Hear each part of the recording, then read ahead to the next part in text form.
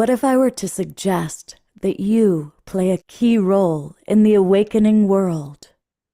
And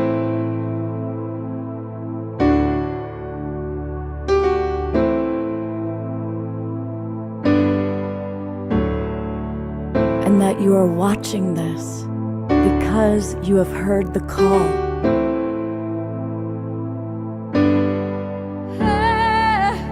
We can start right now by opening our hearts and minds.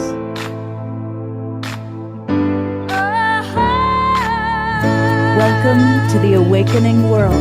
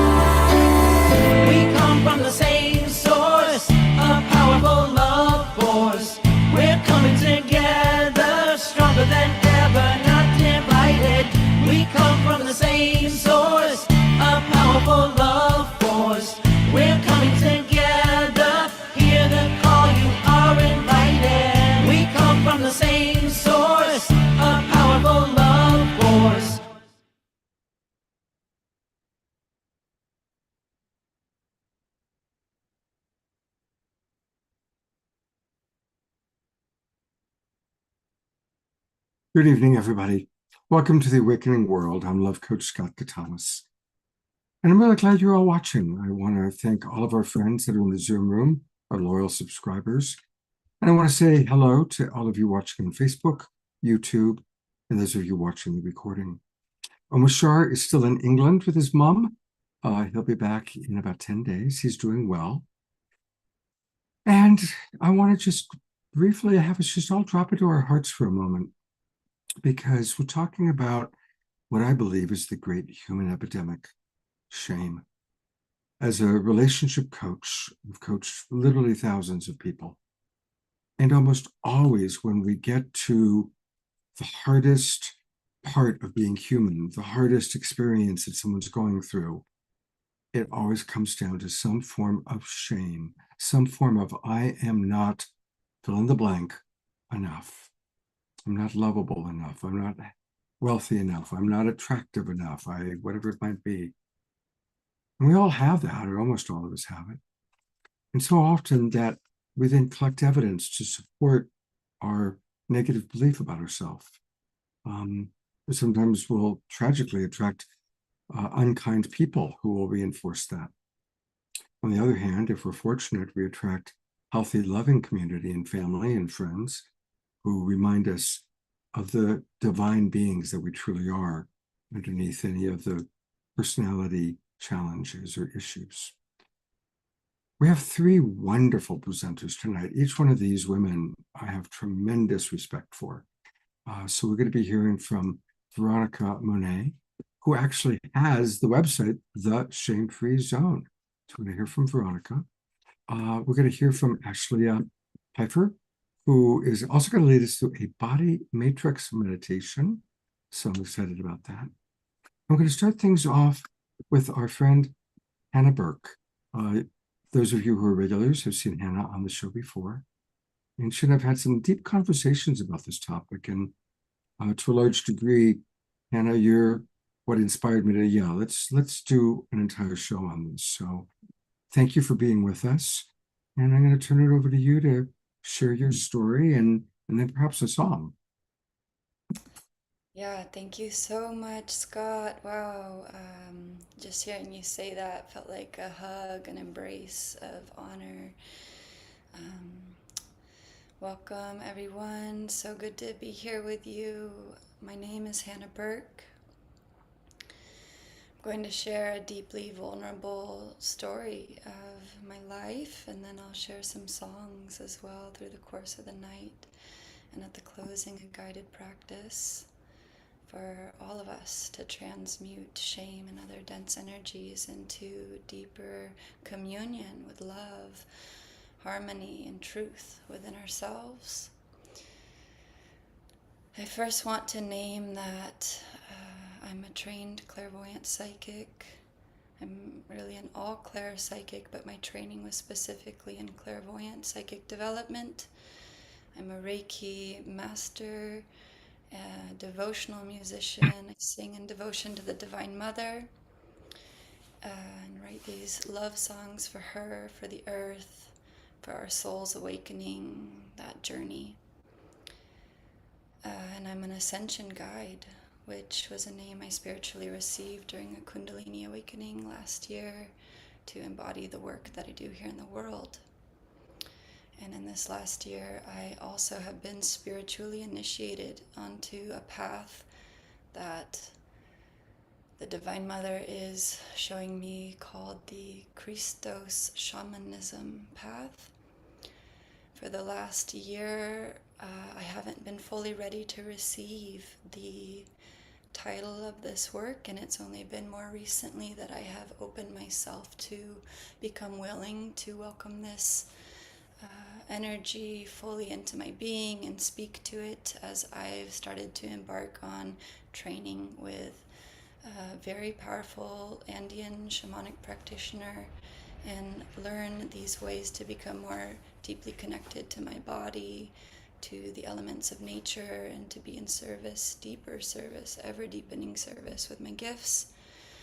My story is very painful to talk about at times, and so I'm going to do this very tenderly because growing up I did not receive the guidance or care of initiation of someone to recognize the level of sensitivity I had from a young age and teach me how to use my gifts in service to others. And I also fully trust the wisdom of my path, that my initiation into darkness and the underworld was a needed one for me to dive head first with my whole being into deep suffering, to remember how to heal myself, come into remembrance and communion with the Divine Mother, and offer my gifts and service to others and to the awakening of humanity at this time. So tonight's topic around transmuting shame into self-love is such a powerful and potent and important conversation that I am very willing to dive into.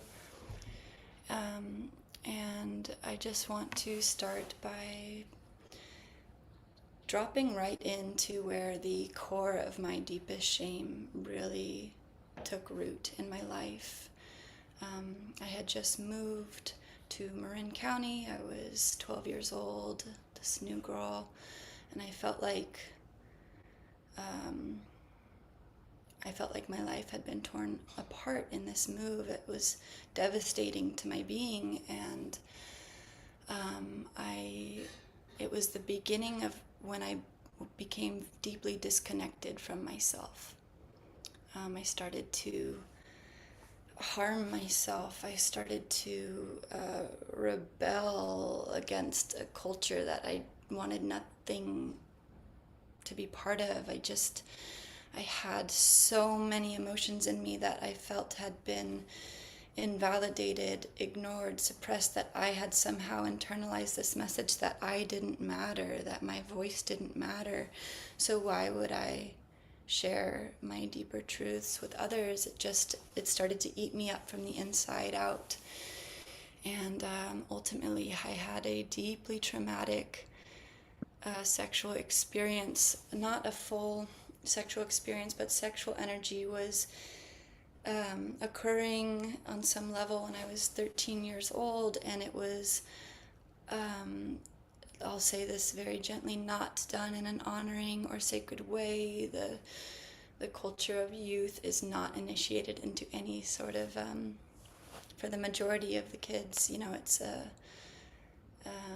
culture reflected through porn or shame-based sexuality. And so I had this experience at a very young age that I was deeply ashamed about.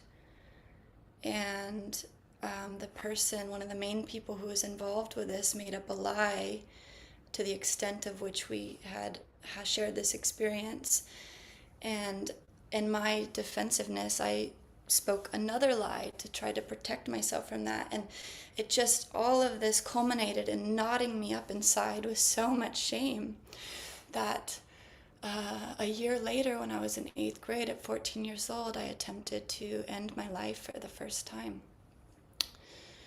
And this happened to be on Mother's Day, which I only name because I've had incredibly powerful experiences, both of light and dark, powerful soul initiations on Mother's Day throughout the course of my life, leading up to my remembrance of the Divine Mother fully. This didn't make sense to me at the time, but anyways, this was on Mother's Day. I attempted to end my own life, and in a moment of clarity, I realized I did not actually want to die. And I used super glue to stop the bleeding, and I didn't speak of that experience for several years with anyone, nobody. I kept it to myself. I was deeply ashamed. So I continued to, find my way through the world as a young person with so much inside of me that I didn't know how to connect to or even name or give voice to. And I found art as an expression that really started to help me. I started to paint and draw prolifically. Eventually I started playing guitar, and as soon as I learned a few chords on the guitar, I was writing songs. And this was just something that I loved. I loved to do it. And but I was also still deeply disconnected from myself and numbing,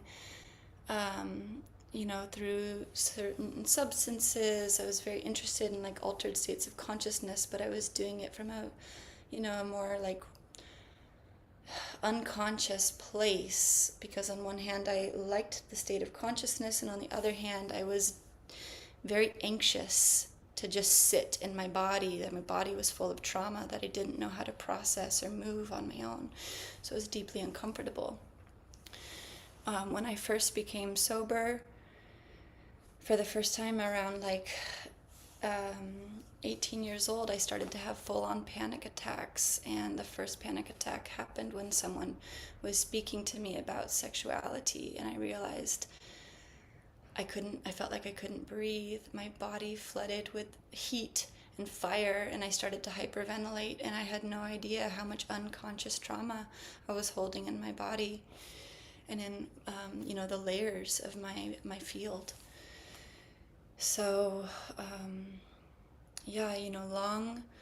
long journey, and many more layers I could reveal, but I want to really start to talk about the medicine of how I began to reconnect to my true divine nature. I had a direct revelation in communion with the light of the Divine Mother that really initiated me onto my path of remembrance.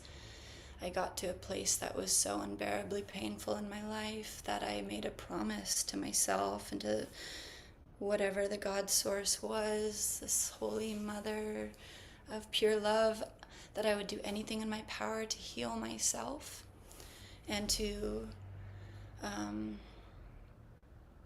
remember what I'm doing here. So I dove deep into the world of spiritual healing arts. I started practicing meditation and prayer, Reiki energy medicine, and ultimately I started to train in psychic development. And it was during this experience that I had a profound reconciliation with my sexual energy and the sacred innocence of its true nature. I will briefly touch into a very deep story before I offer a song, but I just want to name that at one point in my journey I became aware that it was time to honor myself. All of myself is sacred, and I consecrated my being and my sexual energy to sacredness, to the sacred frequency. And on the night that I did this. I went to sleep and I shot out of bed, and a shadow being or a demon, whatever you would want to call this, very dark, shadowy energy was coming out of my mouth as I awoke from my dream. And it was fighting to stay in me. And I allowed my psychic development training to kick in to high gear. And I put a rose psychically out in front of me, and I allowed that rose to magnetically draw this shadow being out of me into the rose. It was dark and it had glowing, like reddish eyes. I put it into the rose and I called down the light of Source, Holy Mother, Holy Father God, and I wrapped that column of Source light around this energy, and I sent it up to the light of Source before I could even fully process what was happening. This was several years ago in 2020. And I share that story because there is power in naming the shadow of these energies and the sovereignty of our divinity to heal ourselves with the power of our Holy Spirit flowing through us. I have consecrated my gifts to serve the Most High, to serve the earth, Gaia Sophia at this time. I'm in a practice of deep listening, deep reconciliation, and service to the best of my ability. And I'm not, that story a few years ago would have been something I would have had fear around sharing publicly, but I'm giving voice to it tonight to illuminate it, because I know I'm not the only one. And I also know that this shamanic power of going into the deepest, darkest of places and bringing that light to integrate the union of our being, the light and the shadow, the totality of our divinity, is a needed medicine for us at this time.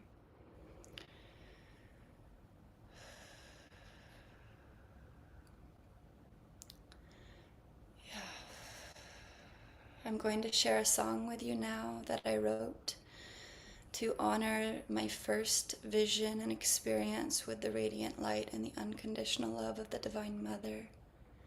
It was a deeply transformative experience in my life, and it set me on the path that I am on today.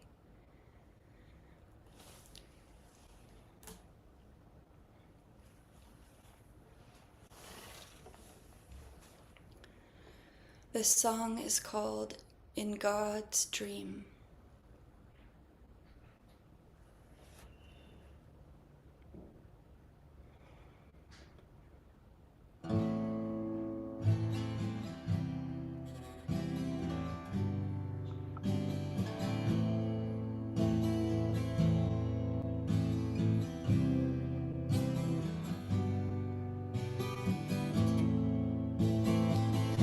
I used to be depressed and disaffected. I didn't think my existence mattered much at all.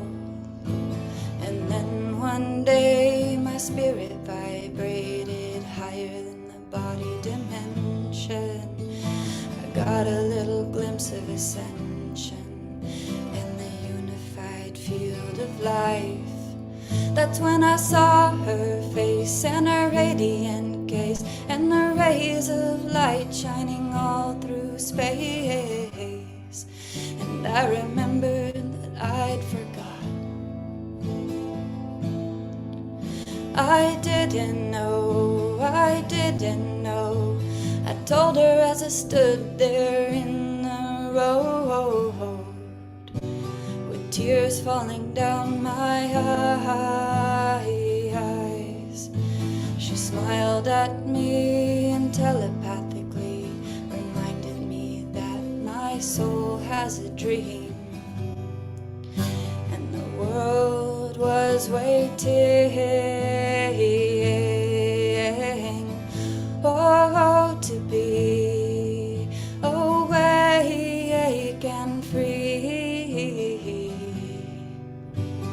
In God's dream,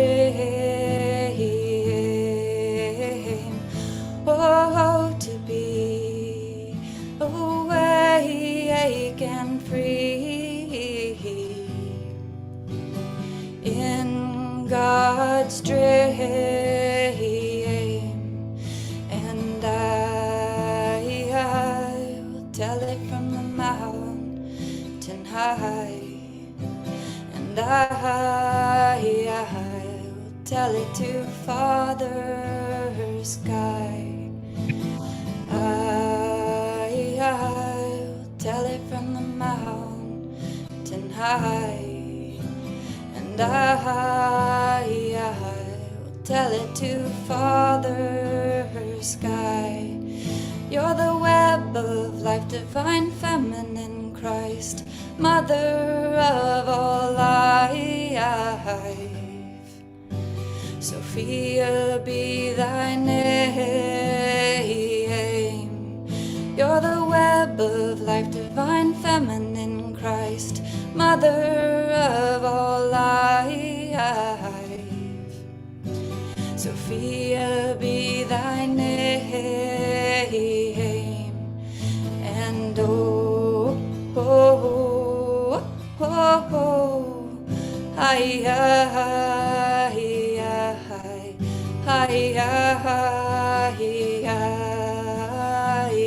hi, and oh, oh, oh, oh, hi, hi,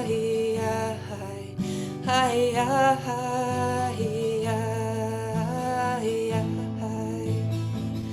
oh, to be awake and free in God's dream. Oh, to be awake and free in God's dream. And oh, oh, oh, oh, hi, hi, hi, hi, hi,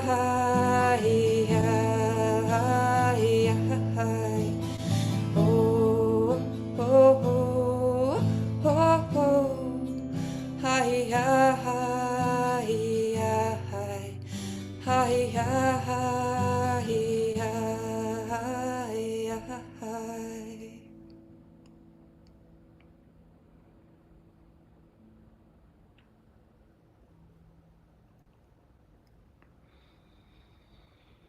Thank you so much. Your ability to speak so vulnerably and beautifully inspires us. A couple of comments that have come in.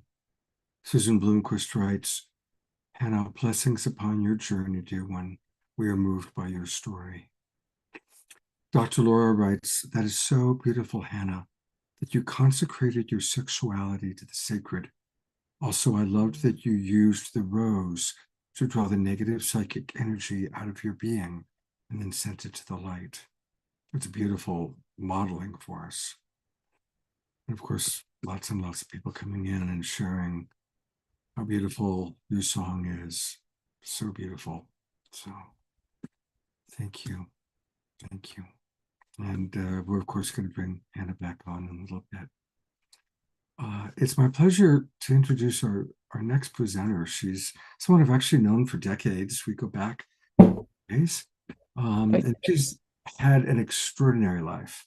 Many of you may know Veronica Monet because she's been on CNN, Fox, Bill Maher. She's spoken at all the major universities. She's an internal family systems trained relationship coach, a certified sexologist, an anger specialist, and a trained rape and domestic violence counselor. She brings a very rich array of expertise to her coaching practice. She's a filmmaker, and she was the creative consultant for the award-winning documentary with Joaquin Phoenix called Love Over Money.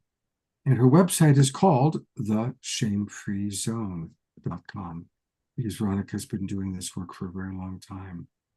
So I think, Veronica, I'll just start by asking you, as you hear Hannah's story, Yeah. what reflections come up for you? You know, first of all, just what an ethereal song and what a gorgeous voice. That was just stunning. So thank you for that. I felt transported. um, I have met very few women who haven't had a sexual experience that felt shaming or predatory or demeaning in some way. And statistically, we know that at least 1 in 4 girls will be sexually abused before they reach the age of 18. The statistics for boys is not quite as dire, but it's about 1 in 6 to 1 in 10, depending on whose data you go with. And that's a really stunning indictment for how we are perpetrating something that we call sex, which I don't actually see as sex. I see it as a form of violence. And I'm somebody who was in the sex industry for 15 years, and I have produced and appeared in some pornography. I always considered it feminist porn. A lot of what is out there, visual images now, is pretty violent. And children are getting exposed to it by the age of 10 or 11. So it's really discouraging. One of the reasons that I founded the Shame Free Zone was because we have a culture, and it's not just here in the United States, it's not even just in Western culture, it's just a worldwide fact that we have an attitude towards sex that is incredibly degraded. Mhm. And I love that Hannah is devoting her sexual energy to the divine. I myself have been on a sacred sexual journey now for about 20 years. I think it probably started before that. Even when I was in the sex industry, it gradually started to become like a really big thing for me, where I was bringing those divine energies into my work.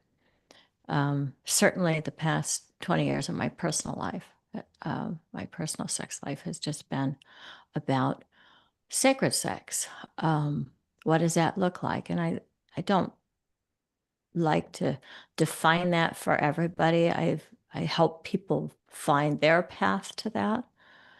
I think it's really crucial part of our being as embodied spirits. We are sexual by nature, but I also think that sexual energy is a universal reality that um, it goes beyond this plane of existence. I think it's a creative force, and it has the power to create bliss and connection and life.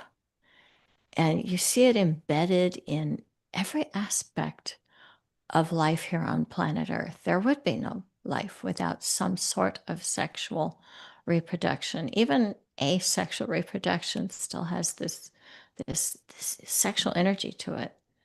And when I think about how we talk about the origins of the universe, that in itself has a sexual component to it.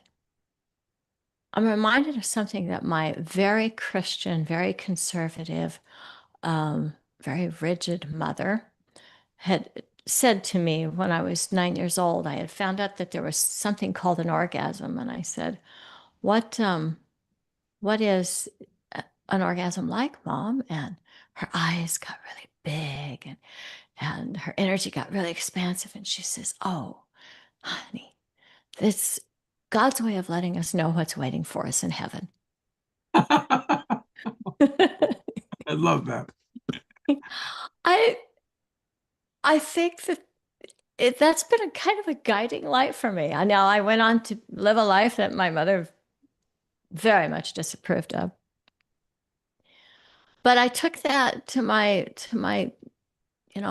bosom. I just was like, yeah, why is it that we think of sex as being something that's separate from our spiritual life? And I'm really wanting to help bring our spirituality back into unison with our sexuality. And I have a belief, doesn't mean that it's true, but I have a belief that that was how it used to be.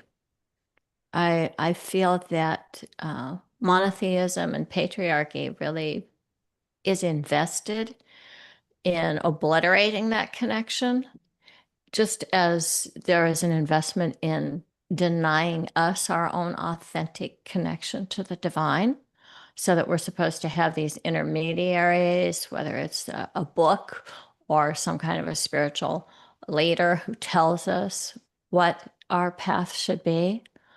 And we are not allowed to form our own connection. And from a very early age, almost all of us at the very beginning, something Hannah said, she forgot. We all forget. We forget so much. We come here knowing something about who we were before we got here, and about how beautiful we are, and how perfect we are, and how connected everything is. And then the way that we're taught, and the way that we're raised, and the way that we're socialized, and the forces that we're exposed to cause us to forget. And we forget who we really are, and we forget what we already knew. I always think it's kind of strange how adult human beings have such a hard time telling when somebody has ill intent, because it's something that my dog never was confused about. It's like animals know, they sense energy, and we can too. We can sense our own energies and the energies of each other. And there's a way in which we have a moral compass inside of us. We arrived with it. But then these other forces come in to tell us that things that we know are right are wrong, and things that we know are wrong are right. And certainly I was raised by a cult, a religious cult that I was born into, and two very damaged parents who tried to tell me that the abuse that was going on in our home was God ordained. Oh. Yeah. Now, they didn't go so far as to say that the sexual abuse was God ordained, but certainly the husband's physical abuse of his wife was God ordained. I read the Bible from cover to cover when I was 12 years old, and I was very devout. I wanted to have a spiritual awakening, and I thought, I'll read the Bible and then I'll feel closer to God and God's spirit will come into me. And that's not what happened. I actually felt like vomiting and I couldn't understand why. And I thought, oh, there must be something wrong with me. It took years for me to realize, no, there was something wrong with the message. The Old Testament Bible's got so much shame in it, so much violence. And I don't want to trample on anybody's beliefs, but most people will say, even people who really believe in the Bible and find that there's things in it that they enjoy or find value in, that there are portions of it that they don't take literally, like, how to kill and sacrifice and take slaves. That's all in there. And I don't think it was any mistake that I felt nauseous when I finished the book. There was a lot of messages around shaming women's sexuality. I was really taught a lot of shame and had it foisted upon me, and a lot of shaming of the female body and female function. So even our periods become like a source of shame.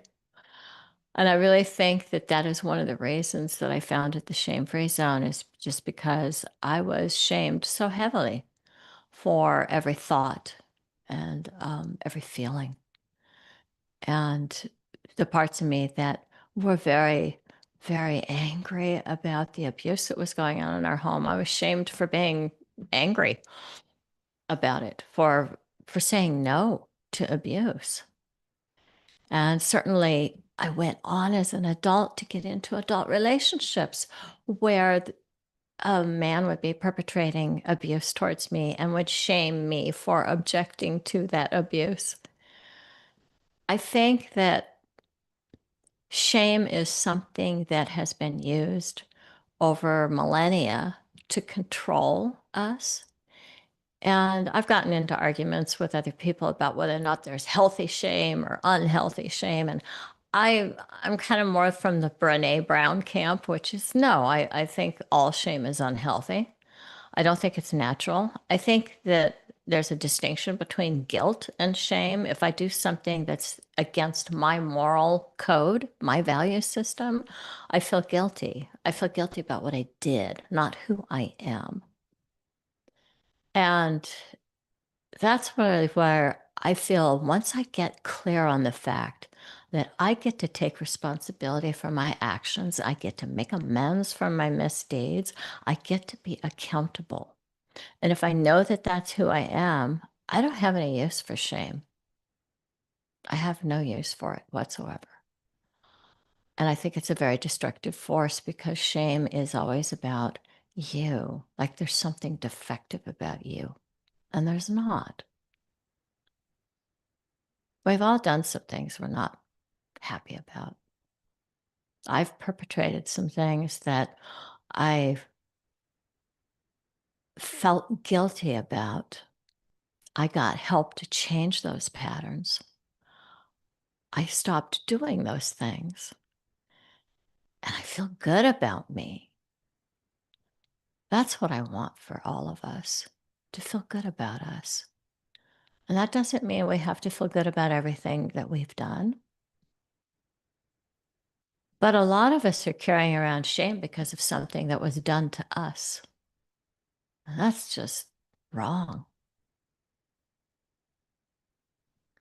I'm kind of going on a rant here, Scott. I think I should make some room for your questions. You know, I'm reminded of what a beautiful, beautiful speaker you are. Mhm.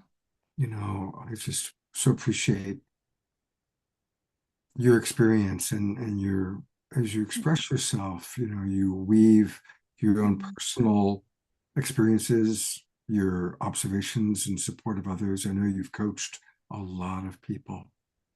Yeah. And I appreciate your humility, you know, because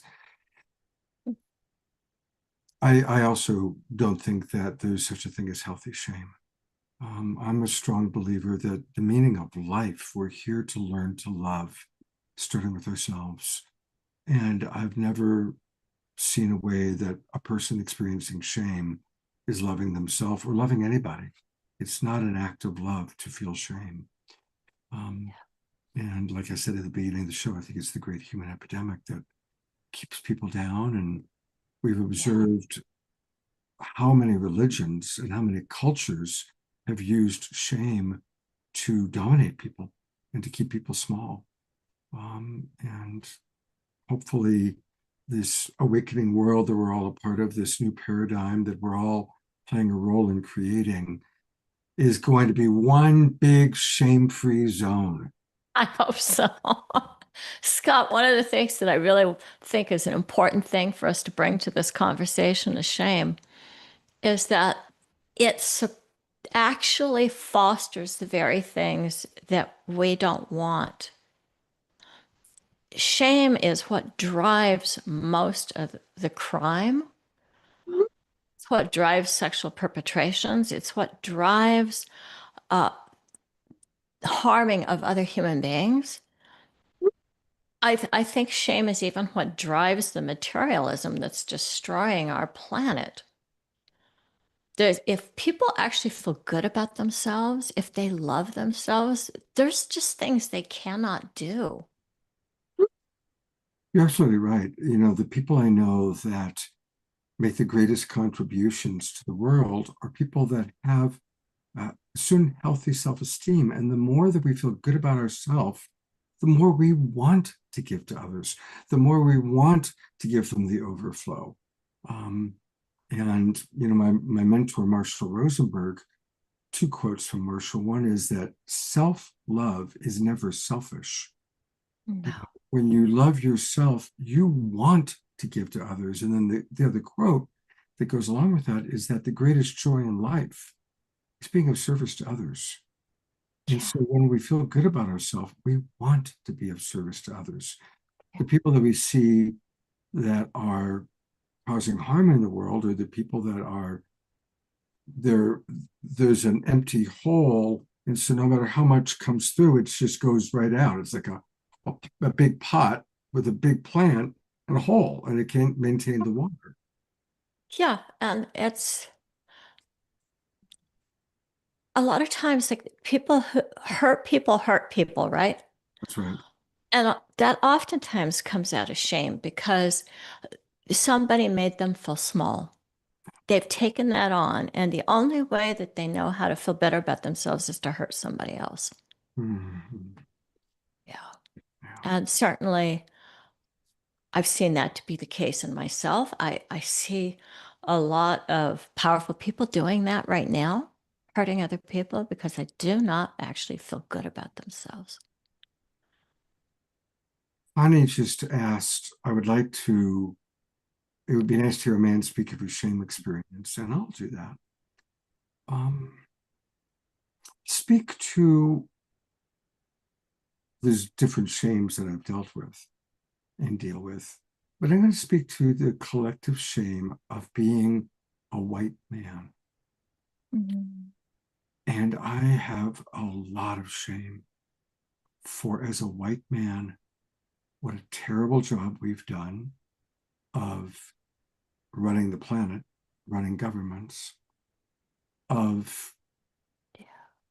and currently the incredible backsliding of white Christian nationalism.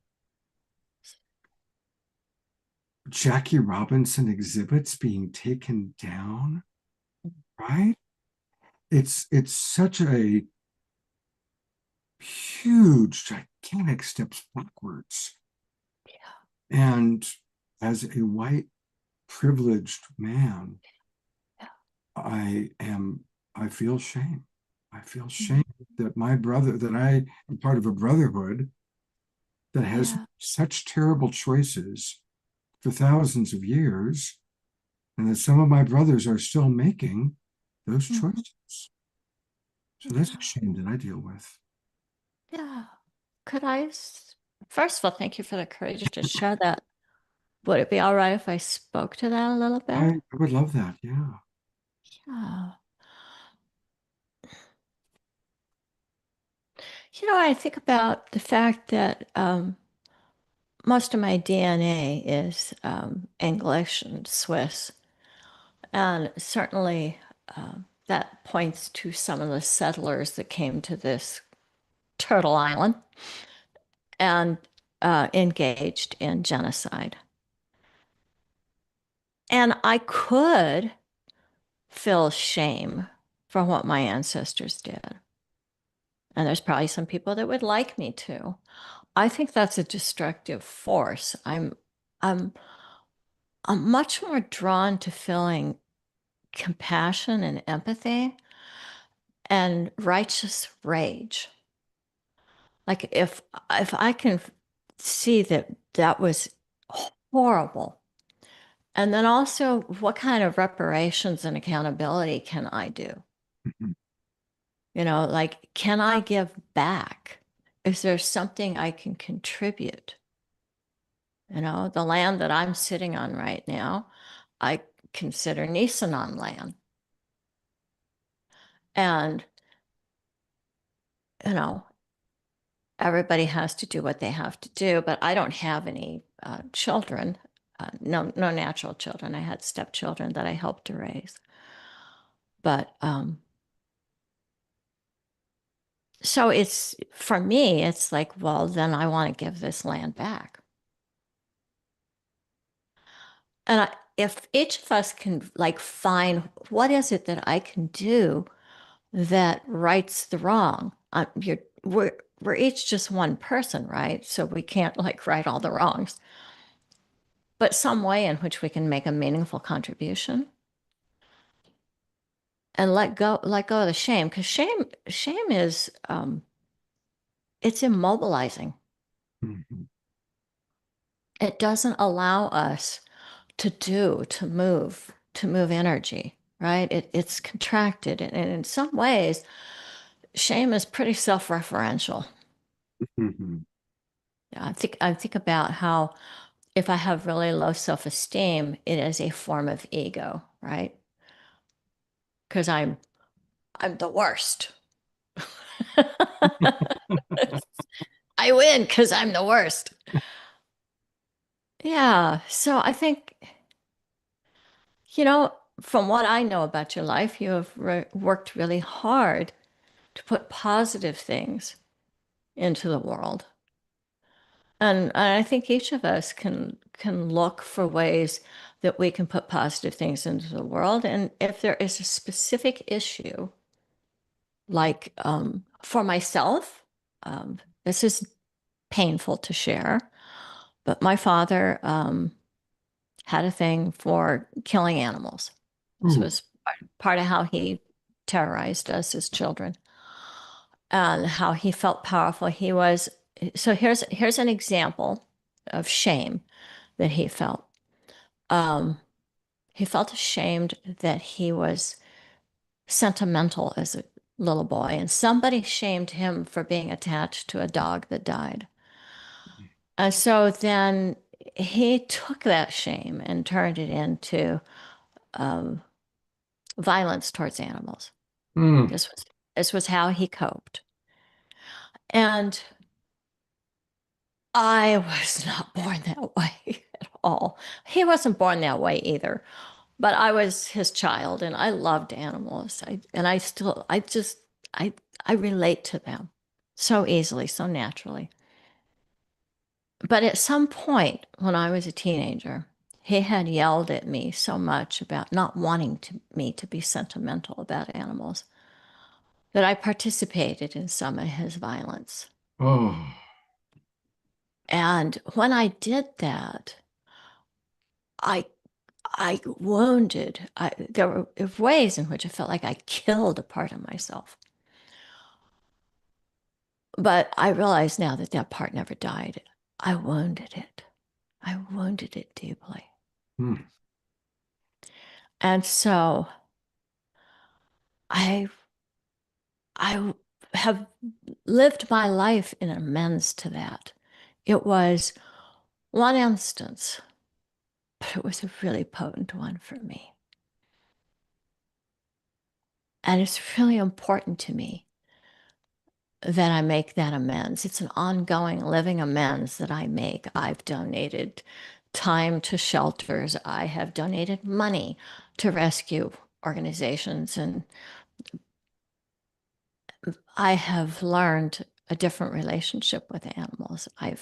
For 25 years, I lived with dogs and they were my partners. And I feel so blessed that they came into my life to Mm. give me the opportunity to make that amends and to see them as my equals. So I have learned so much from animals that brought me grace and forgiveness. And I just think that that's how I am able to look in the mirror, to know things that I have done, and to look in the mirror and love who I see there. And part of it, Scott, was because of man who used to abuse me. He was my husband. He got well. He got help. He learned how to stop being abusive. But I still had some of that violence in me, and I did not have any avenues for help to stop being that person. So we were divorced, and I asked him to help me. And one of the things that he taught me was that when I did my violence, I had to love myself. If I could not love myself, if I could not bring that love to me, I was going to do it again. Because it's self-hatred that drives the behaviors we feel ashamed of. Hmm. And that's why I don't think we're doing anybody any good when we go into the shame. Feel guilty, take an action, make it right, make amends, be accountable, clean up your act, know what your bright lines are. If you're going to start moving in that direction, you need to write your course. I don't know if anything I said was helpful to your situation. I think everything you're saying is, we're all learning together tonight.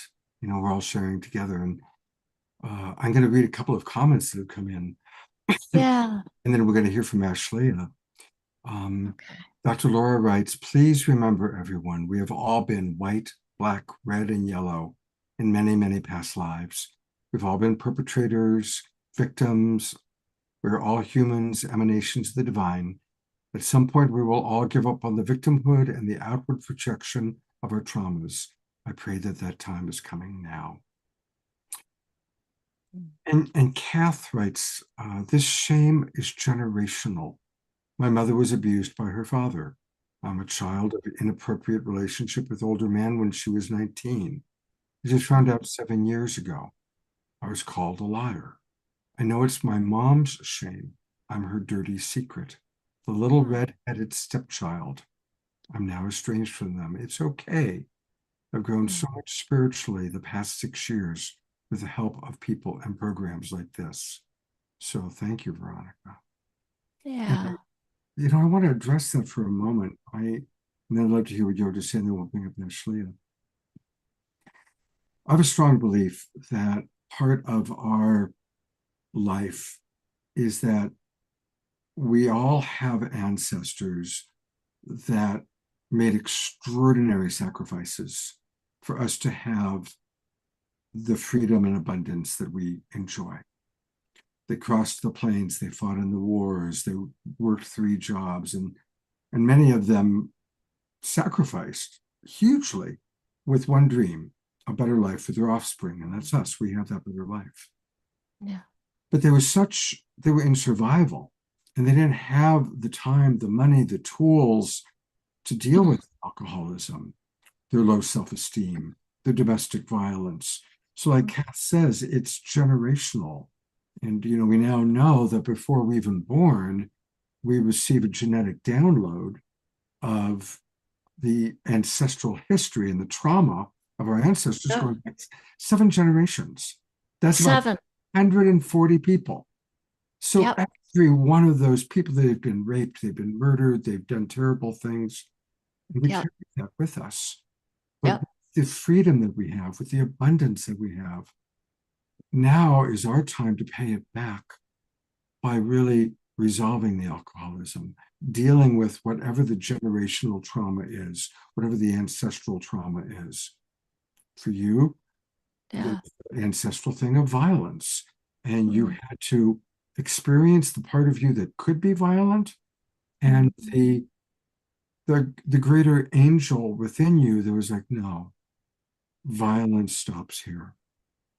Alcoholism stops here. Abuse stops here. Yes, and I want to add to that. something that one of our viewers said about dropping victim and perpetrator. I am in the process of birthing a paradigm where we drop the label of perpetrator victim. I qualify as both labels. I do not think that the labels help us. I think what's helpful is to say victimization, perpetration. We're looking at action. If we can get our focus back on actions, we can address the actions, we can address the behaviors, and stop trying to put people in categories. Because, I mean, one of the, as somebody who learned a lot about domestic violence, a domestic violence counselor, I got to tell you, a pretty discouraging statistic. Like 70% of the women who are battered and wind up in domestic violence shelters hit their kids. Oh, So there's not innocence. What there is we can transform ourselves. We can transform the burdens that we are given. We call them legacy burdens in IFS, which is the trauma that's being handed down from generation to generation.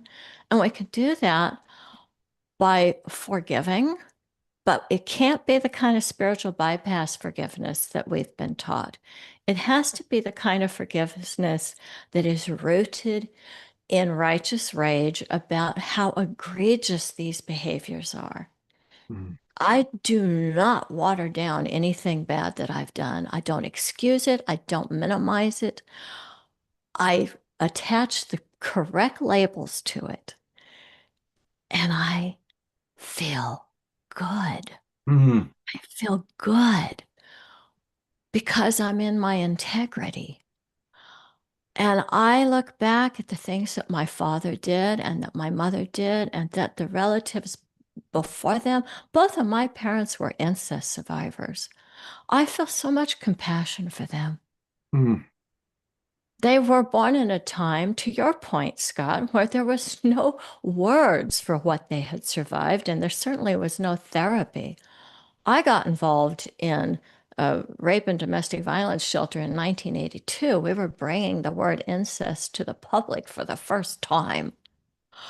So, how that's a lot of privilege that I have, that I've had access to therapy and to new thought. And the last words I said to my dad, and he was an incredibly abusive, damaged human being. I told him I loved him, and he started to cry, and he says, I love you too. I want that for all of us, not because we're just going to forgive people and let them continue to abuse or perpetrate, but because every single one of us can get well. And the only way that we can get well is if we're willing to be accountable, to get help.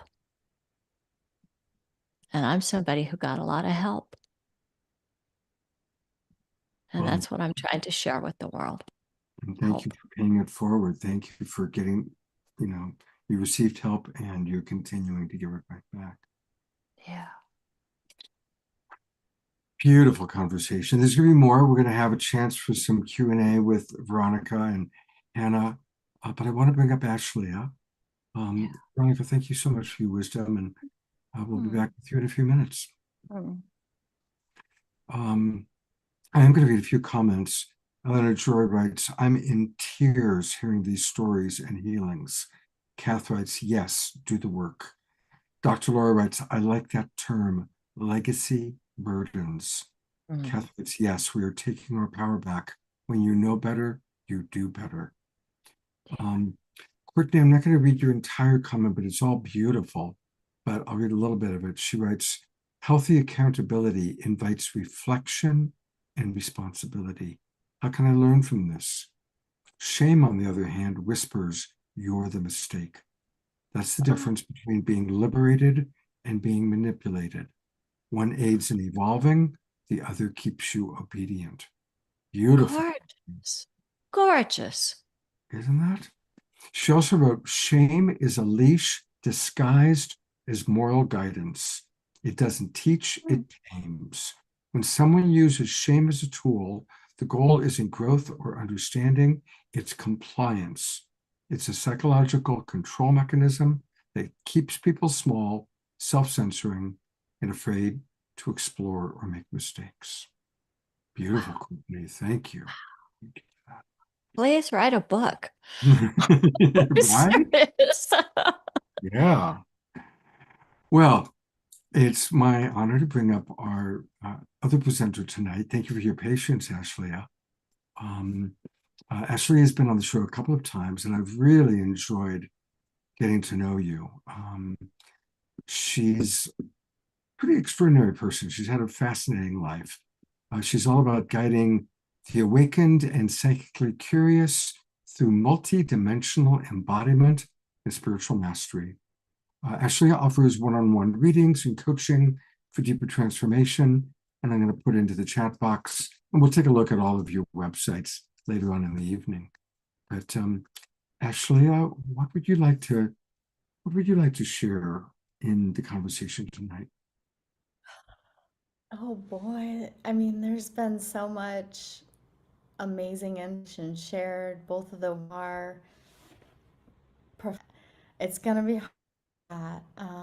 In regards to shame, so my area of expertise is multidimensionality, understanding the body as a vehicle for your soul, light, spirit.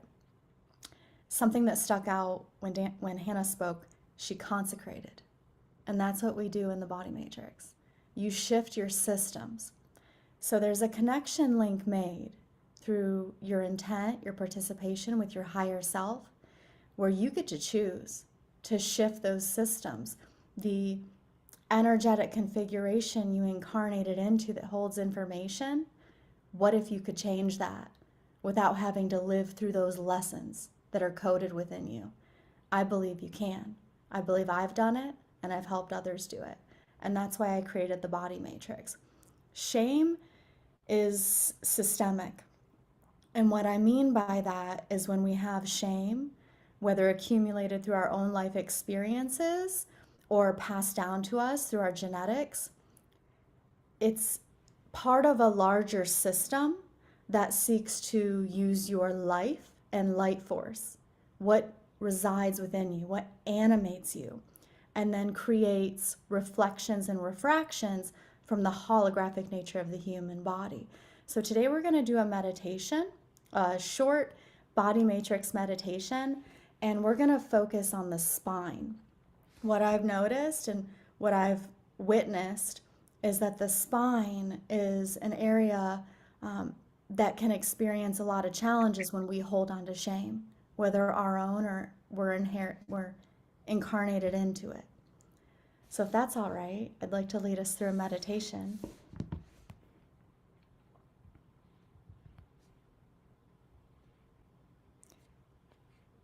Take a moment, take a breath, start to feel your body. Battery 100%. Connected to Ashleigh. So we meditate to reclaim, command, and consecrate the information and instruction sets within and around you. It's so much more than stillness. It's awareness of yourself in space and time. So notice your body as I speak. Top of the head, bottom of the feet, front of the body, back of the body. 360-degree awareness of where you are in space and time. Your breath is a tool. As you inhale, notice the shoulders, front of the chest, entire spine, and then the base, where your spine meets your hips. Just feel your body. wiggle your fingers and toes. Introduce yourself to the nervous system.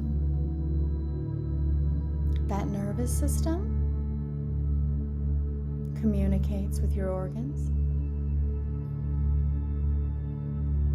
speaking to the outside world. The nervous system also receives information from the outside world and speaks to your organs.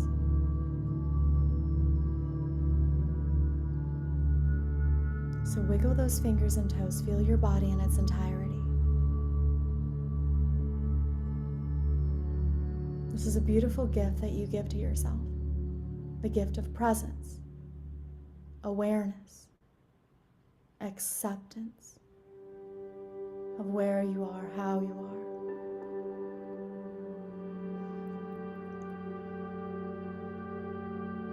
When I mentioned that shame is systemic,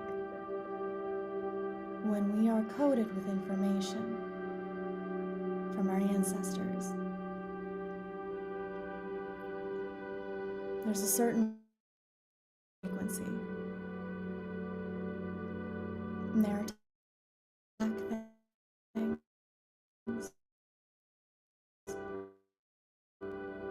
resting here and now in this moment.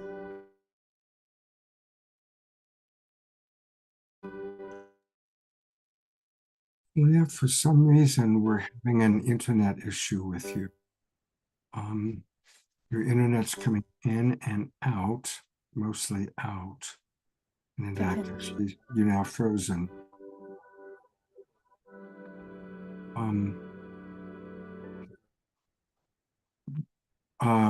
So it's showing me that your internet connection has gotten really, really poor right now. And so you kind of are breaking up and you're frozen, unfortunately. And what you're sharing is so beautiful. If you can hear me, what I would suggest is see if you can close your other programs, and we'll come back to you. But while we're in this, we tend to, Is that any better? well, let's see for a moment. Let me go back and the spotlight on you. Test. Yeah, now it's gone to yellow. It was in the red, so now it's to yellow. So let's give it a go. Just close any other programs you might be running, please. Okay. All right. So we're tuning into the body. The body matrix, it's a frequency. So what I do is I generate frequencies, I connect with the collective, and it impacts everyone who's here and everyone who might listen later. So if you choose to participate, you consent to the healing. Take a breath, notice your body in its entirety, front to back, top to bottom, side to side. Notice your spine.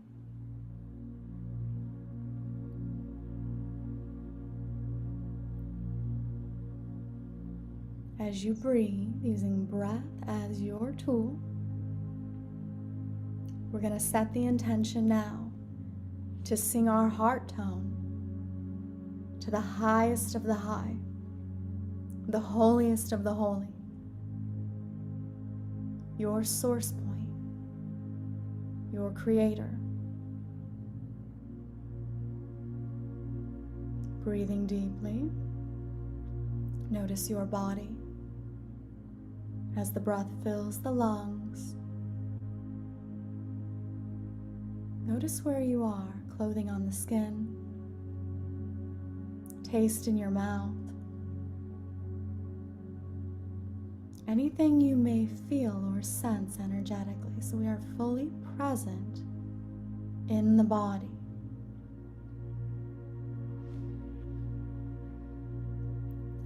As you notice your breath, as you notice your body, we bring special focus onto the spinal column, setting the intention now to listen, to the calling and guidance of our higher self, to release old ways of thinking and doing, and to free ourselves from the stories that once defined us. The stories that have been written into ourselves. Maintain focus on the spine. Notice the front of your hips, sexual organs. We claim, command, and consecrate all systems, layers, and levels of our being, and the entirety of our isness, in service to the Most High.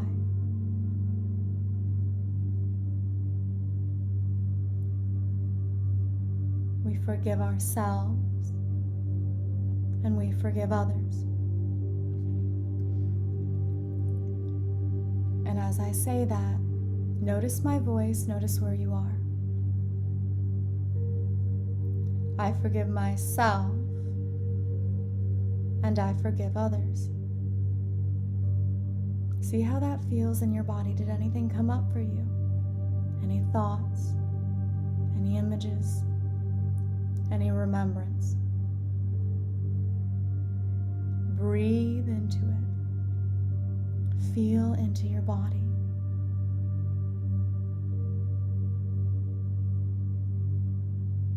And notice that subtle sensation that animates you.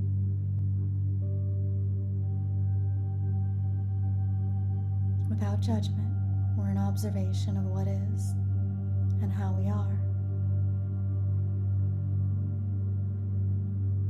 What comes to your consciousness will show you where you've liberated yourself or limited yourself. And it is through your will and your way that you release. Taking a deep breath in, notice your hips and then your jawline.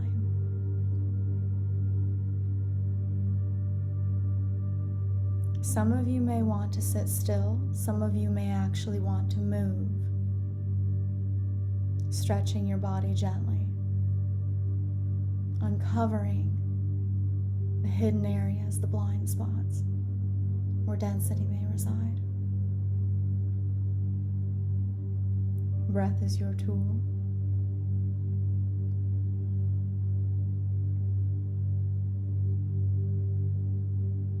Notice what you feel. Subtle field of energy around you, 360 degrees. Top of the head, bottom of the feet, front to back, inner to outer.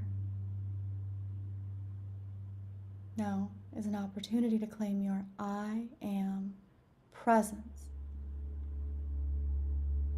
Breath as your tool. I am safe.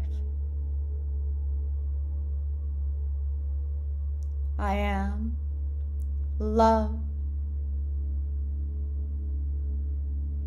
I am healed. See if you can allow those words to pixelate through your body, the space within the skin. Safe. Love. Healed.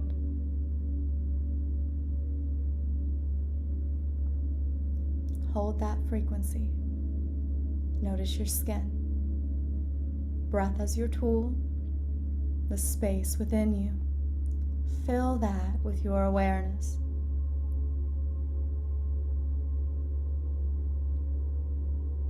This is how you collapse space and time. This is how you reclaim all those parts of you that you left in different places and spaces and times. The memory fragments. It is presence. Deep breath in. This is your claim, your command, and your consecration. All systems of the body. Aware of that spine, bottom of the spine, top of the spine, jawline, hip bones, and pelvic floor. I am safe, loved, healed.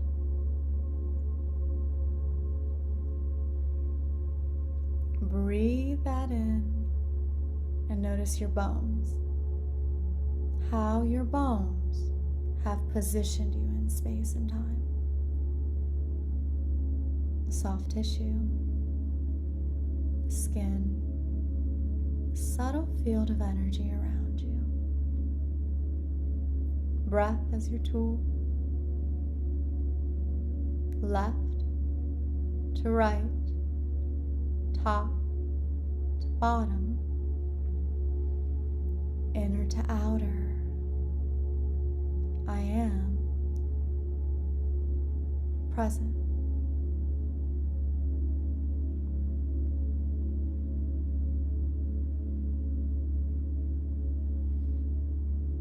You just hold that frequency.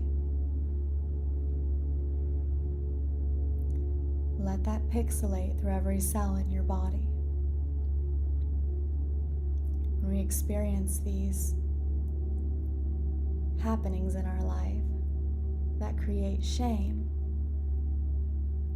there's an underlying pattern. There's a innate GPS that leads us into that. For some reason, the human doesn't eradicate those things as we evolve. But this is a new stage of evolution. What if you could? Why not you? How good could it get?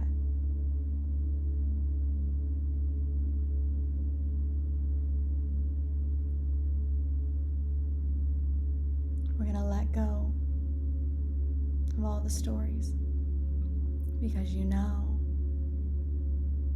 you're part of something so much bigger.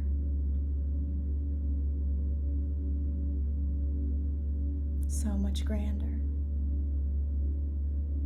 And if you could watch yourself and observe the magnificence that you are as a human being, you would celebrate every experience because it means you're alive.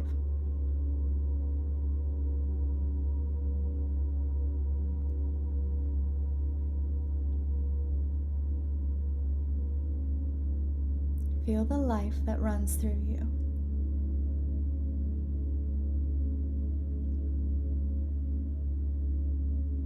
Notice that you're here. You can feel the temperature of the air. You can taste. You can see.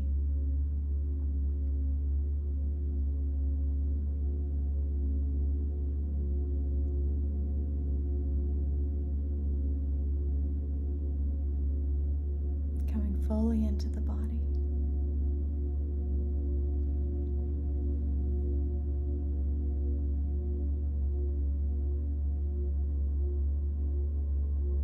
Present.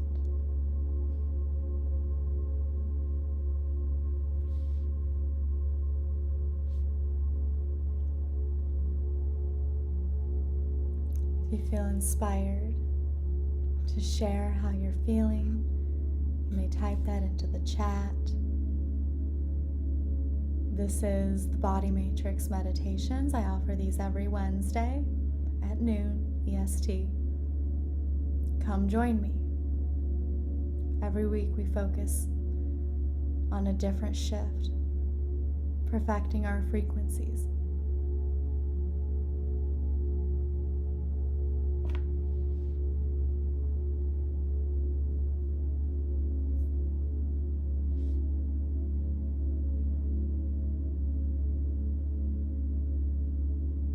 Go to gallery view and let's send Ashley some twinkles and some love and some appreciation. And I'm gonna send it right back. Oh, well, okay. You Make sure you receive some of it though. I will not deny my abundance. Give me all the love, I'll take it. But you guys are amazing. I mean, this community, you show up, you do the work, you have the hard conversations, you're on the forefront of a new world. And I'm lucky enough to come in when I came in and to tune into that new world where we're no longer defined by the old stories. It's a whole new way of being. And I want you guys to know that it's there, it's possible. Thank you. And I'm gonna go to your website. It's her name, Ashlea, ASHLEA, Pfeiffer, PIEFER.com. And I've participated in some of her weekly meditations. They're beautiful. And there's all sorts of different options here, wonderful things that you can get from Ashlea.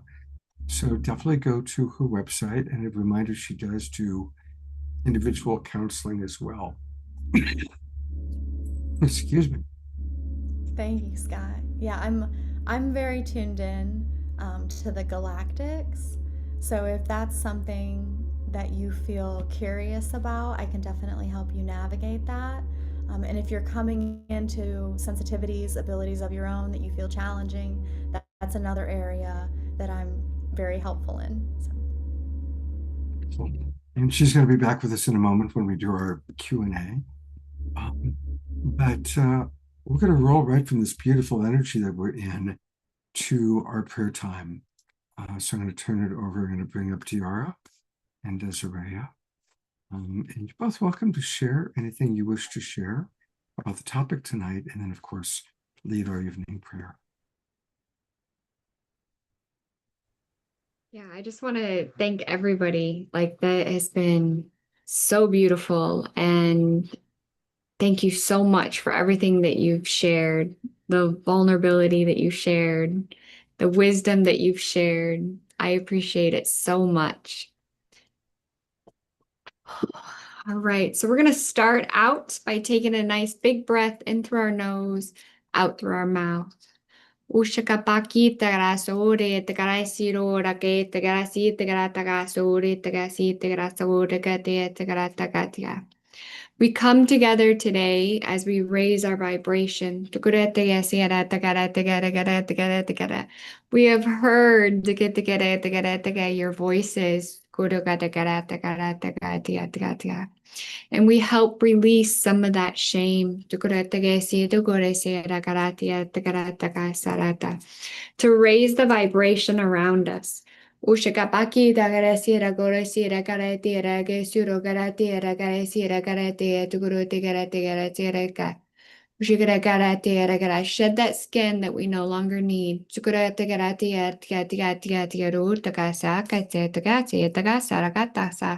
Oshagabaki da Sarai to Shagare Tagaraga Oshagrake Tagarasiru Sagatagi Saraka Siragaratatia Oshagrabaki Tagarata Siruga Siragatia Tagarasura. The light workers raised Gurutagarasia Garashuruge Siragaratia with love. As we ground in the energy that we no longer need.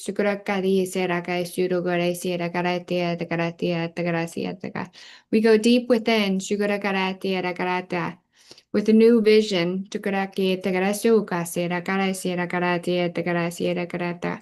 of gratitude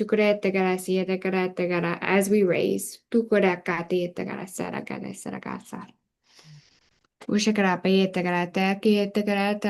Raise above the shame as we fly with freedom to the heavens. Thank you. And continuing this beautiful integration, balancing our divine celestial natures with our human nature, tending to the tenderness in this conversation, just reinforcing to our little ones inside each and every one of us that we are loved, that we are heard, that we matter. And just allowing this gentle healing to continue. And as has been said tonight, we know we are so much more than the bodies we inhabit now. We know that life is so much more than we can even imagine. And as we rise up from the pain, the trials, the tribulations of being human into our divine selves, calling on our ancestors here and there, opening the way for more understanding, more expansion, and getting ready to allow this expansion in our conversation tonight, embracing all those here from the other side to assist us tonight in this collective healing. In gratitude. And so it is.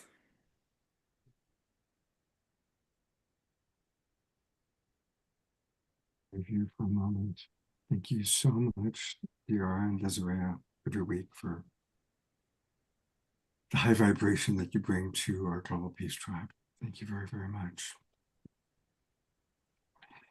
I have one significant announcement. A reminder that this Friday night, we're going to have a special event.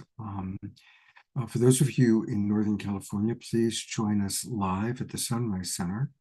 We're going to be doing a very special evening all about near-death experiences. And for those of us who can't be there in person, it's going to be available on Zoom. And the gentleman who is made this wonderful movie, most of you were with us on Saturday night when we showed the trailer, is with us tonight. So I'm going to bring up Dan Drayson. Welcome, Dan. Thanks for being back again on the Awakening World tonight. And please tell us a little bit about what to expect on Friday night. Wow. Well, this is a bit of a shift from the wonderful, deep inner feminine energy that we have been bathed in all evening. So to shift gears a bit, just a little bit about myself. I've been a media producer and writer and filmmaker most of my life. About 30 years ago, I became intrigued with afterlife studies of all kinds. And it's part of a general recognition on my part of how limited our sense of reality is here in this physical level, and how shallow it is in a way. And I think for myself, and I think for many folks, the most accessible influence for us in terms of connecting with the greater reality can be connections with those loved ones of ours who have passed. And so many of us who have had that experience of loved ones passing have sensed a connection with them in one way or another. And that their presence has sort of magnetically influenced us to become on some level more aware of the greater reality.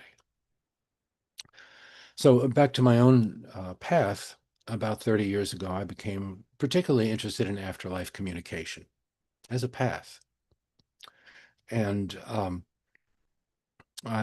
it really started when I met a fellow named Mark Macy in Boulder, Colorado, who had been researching and practicing instrumental transcommunication for years. This is something that was new to me. I was actually kind of suspicious of it at first. But I soon became aware of its history, met practitioners, did a lot of investigation into this. And simply, it was the practice of communicating with folks on the other side through modern electronics. This has been going on since the 1950s, when tape recorders first became consumer items, and people started hearing voices on their tapes that shouldn't be there. Initially, these things were sort of dismissed as well. Maybe the machine's picking up a radio broadcast radio station, and so it was sort of this thing that kind of existed in the background for a while. No one paid a huge amount of attention to it until some investigators in Europe really locked onto this and said, "Wait a minute, there's something's going on here, and we have to be scientific about it. Not to dismiss it." And so this gave rise to decades of experimentation and refinement, and in addition to the scientists who first started working with this, ordinary folks with their little cassette recorders and other personal electronics became involved in communicating with their loved ones on the other side through these very simple technical devices. And roundabout shortly after the year 2000, I teamed up with a co-producer, Tim Coleman. We traveled around across the United States to several European countries and documented, among other things, this practice of instrumental transcommunication is the blanket term. It's most often known as EVP, the electronic voice phenomenon. It's not limited to voice. There are pictures and text messages and every form of communication. But the most common is what's known as the electronic voice phenomenon. And that's mostly what this film is about. The film is called Calling Earth. It's a 90-minute film. We'll be showing it at the Sunrise Center this Friday evening. We may take a break at a certain point. It's a long film. We may take a break at about an hour and have an interim Q&A and then go back to complete it. And not sure what else to say about it.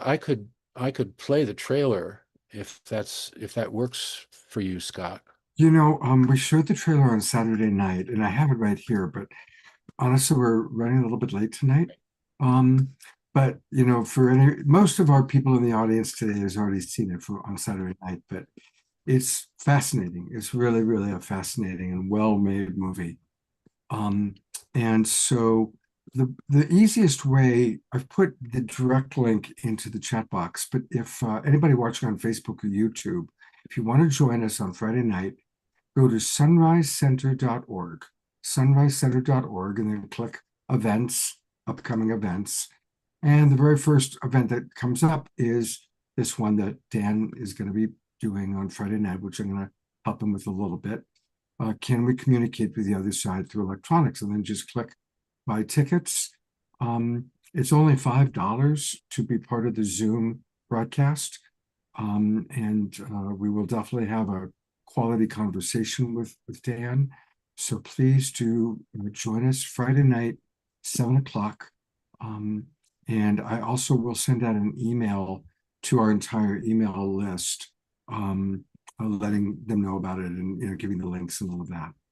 And we hope to see you on Friday night. Yes, Dan. Yeah. And just as a bonus, one of the things that I'm going to also show on Friday evening is a website that I've created with two of the most remarkable mediums I have ever encountered. And if you want to preview, anyone can go to cosmicvoices.network. Cosmic Voices, one word, .network. It's not .net, it's .network. So just go there and explore. Beautiful. Thank you, Dan. Enjoy the rest of the show. We've got a little bit left. And I will, of course, be with you on Friday. Wonderful. Thank you, Scott. And again, that's Cosmic Voices Network. I'm going to bring up our presenters. I'm going to read a few comments. Couched right in the middle of a gulp there, Ashley. Yeah. I'm going to read a few of the comments. And then if any of you have questions, now's a good time. But I'm going to read some comments. Ashley, I think maybe if you could turn your music off. Oh, sorry, I didn't realize. It's beautiful, but I want to be able to hear what people have to say. Susan Bloomquist writes, my journey with shame was that I was so often shamed by people so that I would obey. I simply served and ignored their opinions. I had the advantage of freedom of movement and nature, thank goodness. Kath, by the way, in reference to what we just saw, writes, my NDE, my near-death experience, changed my life incredibly 6 years ago. Tiara writes, thank you, Daniel, for bringing this to the mainstream. Kath just bought her ticket. Thank you very much. You know, here's a question. I'm going to put it out. You can contemplate it for a moment, but I want to read a couple more comments before we answer the question. It's from Dr. Laura. Are you seeing more wispy dim lights or light smoke out of the corner of your eyes throughout the days? This phenomena has really increased for me recently. How about you? That's very specific. Carol Craig, by the way, Dan writes, also my NDE changed me profoundly. I can't communicate with the other side, but I'm 100% certain that some people are able to access the energy of those who have passed. And George Noble wrote a beautiful comment about his being shamed because of his communication challenges. It was a really, really beautiful what you wrote, and I really appreciate all the people who responded to George. Basically said I've been ridiculed for being different, speaking differently, related to my hearing challenges. I've been called names, mocked. This was during college, even though he was National Honor Society Class VP. So thank you, George, for being with us and sharing how you've overcome shame. And if any of you have had an experience similar to what Dr. Nora is asking about, I guess I'll open it up with that, and then I've got a question for all three of you. But has anybody been seeing smoke through the sides of your eyes? Is that Not smoke, but I've definitely seen an increase in activity within and around myself. So it could be how our consciousness is interpreting, the fluctuation of energies or essences that might come into our environment. I've been noticing an increase, and I live in the Midwest of Columbus, Ohio. Mm-hmm. Well, here's a question for all three of you. What's a tool, a practical tool for overcoming shame? When somebody has I weigh too much, or I'm not pretty enough, or I don't make enough money, what's a way to get out of that pit of shame? Yeah, I'll start. I will bring an internal family systems therapy tool to the conversation. So if we think about ourselves as being comprised of sub-personalities, you just kind of like, we're very, very complex. We're composed of a lot of DNA. Most of it actually is a microbiome. So we're kind of a walking, breathing community. And in a similar way, we have subpersonalities. If you've seen the Disney movie about Inside Out, it kind of brings that to the fore in a really approachable, fun way. But getting to know the different parts, what are their motivations? What is the part, like I'm working with a part that was shamed around seeing the abuse. Like I wasn't supposed to see it and call it what it was. And the exercise is to go towards the part that feels shame and find out about it. So I have to bring it curiosity and compassion. I cannot come towards it in a way of trying to tell it, go away, or stop that, or, get lost. It's more, that's a part of me that I took on because I was shamed as a child. So if I turn towards it with compassion and curiosity, I'm coming from my higher self. And my higher self has this beautiful wisdom. It's ancient, it's connected to the divine. And I don't coach my clients towards my solutions for them. I coach them towards their solutions by getting them in contact with their higher self, which has all the answers.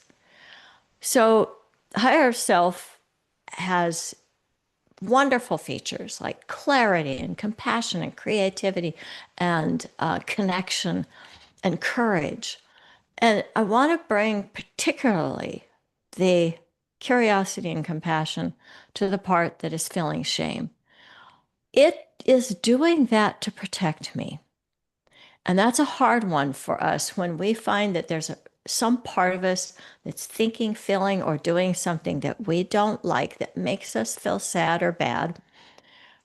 We want to dissociate ourselves from it. And that part actually needs our love, it needs understanding. My parts internalized the shame to keep me safe. Had I, as a young child, thought that the people that were shaming me were wrong about shaming me, I would have seen what an unsafe situation I was in. So I created safety as a child by taking it on and saying, yeah, I'm bad. Mhm. And now it's about going back and finding that part and getting to understand what's motivating it, why it still thinks it needs to do this, and then helping it understand that I actually can free it. I can pull it out of that. And I can do that by assuring it that I am safe now, that it's safe to stop doing that. So there's many other tools, but that's the one I want to offer right now is just go towards the part with love, find out why it's doing what it's doing, and it will start to relax and give you some space, give you some freedom from it. Beautiful. Yeah. Love that. Just today, I was working with a client on his subpersonalities, and it's so important for us to identify the different parts of ourselves, give it names, love, and love all of our subpersonalities the way that a loving mother or father would love all of their children. Yeah. And like children, we don't let our subpersonalities run the show. We give them Yeah. voice. We listen to what they have to say. We take into consideration. We acknowledge their feelings and their needs.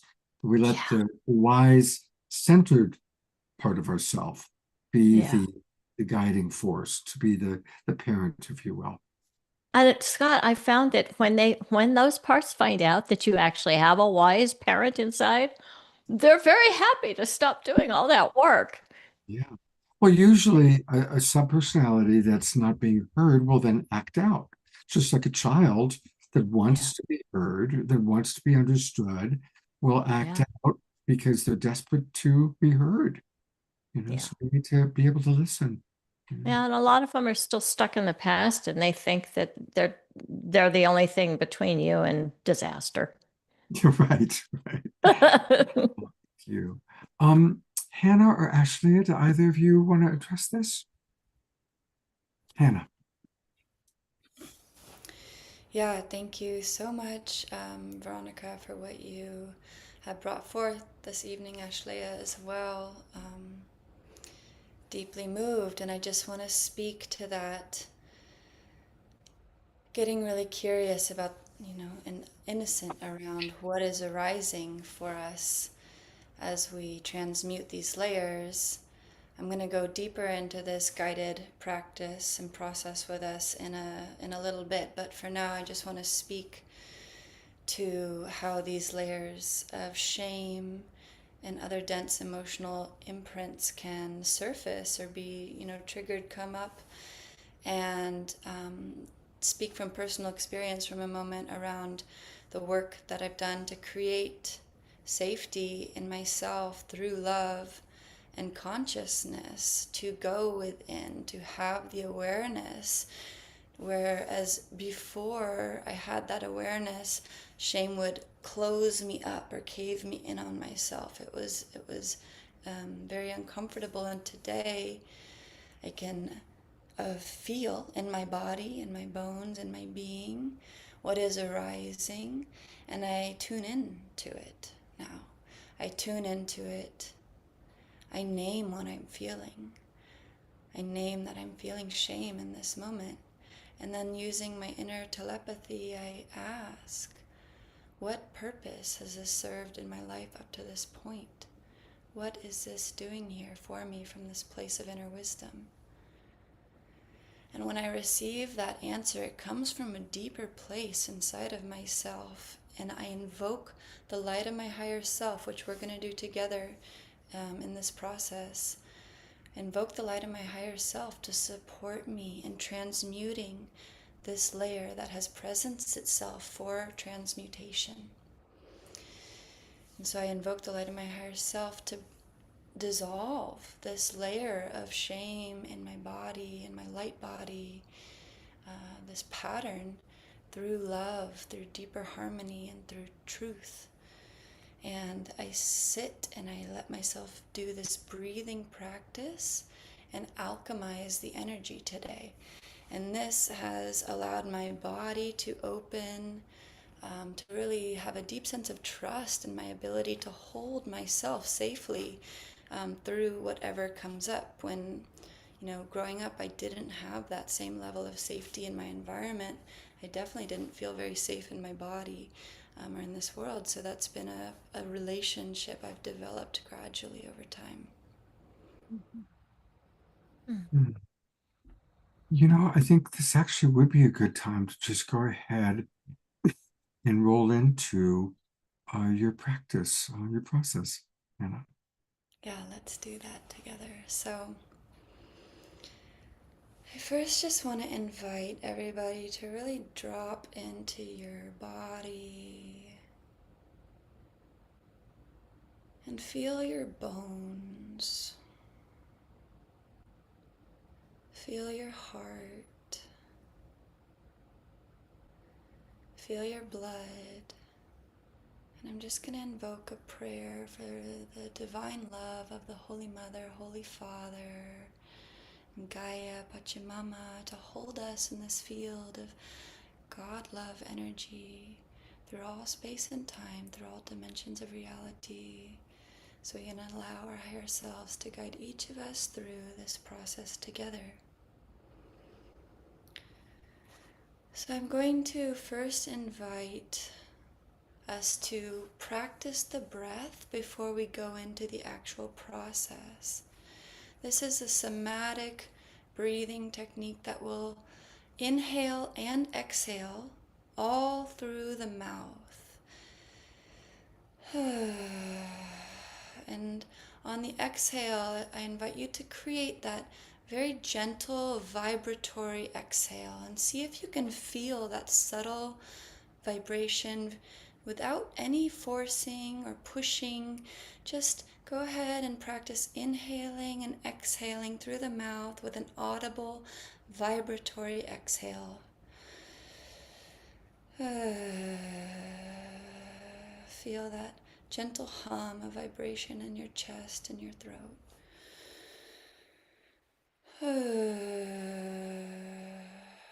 This is a practice I call transformational alchemy. And now you are invited to drop in with this practice as often as you need to moving forward. So one more cycle of the breath to practice. Inhale through the mouth. Exhale gently.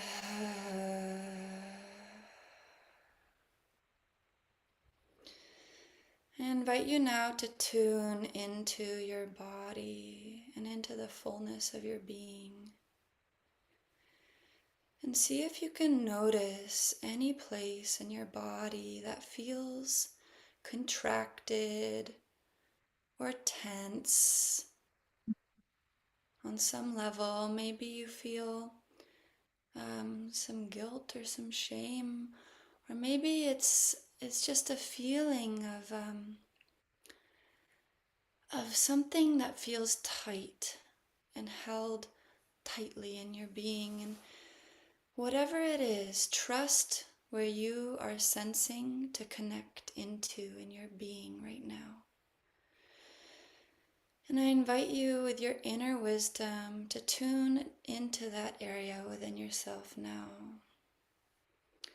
And I'm going to invite you to name for yourself an emotional or energetic quality that you sense held there in this moment.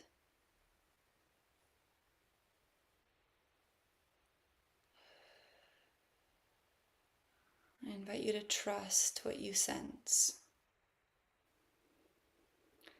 And through your inner wisdom and inner telepathy, I invite you now to attune to that area in your being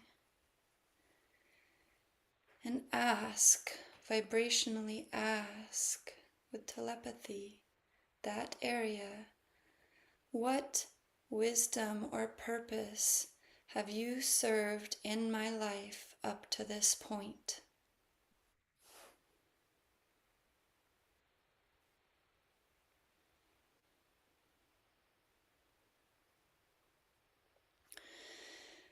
And I'm going to invite you now to begin the cycle of breath in and out through the mouth with a vibrational exhale.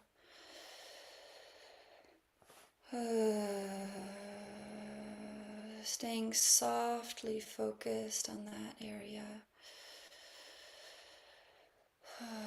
And I'm going to invite you now to internally invoke your higher self by vibrating the intention and words. I now invoke the light of my higher self to dissolve and transmute this layer of dense emotional energy, this pattern within my being now.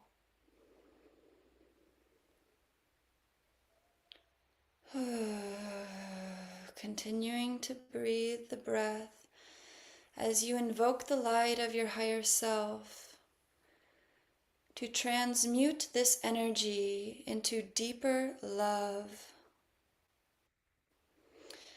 And feel yourself using this breath to bring the frequency of love into this area in your body, in your being.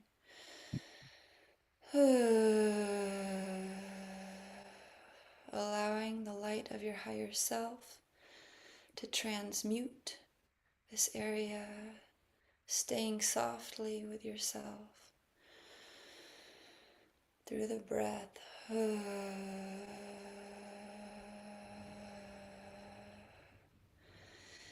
Inviting the frequency of harmony to commune in this area now.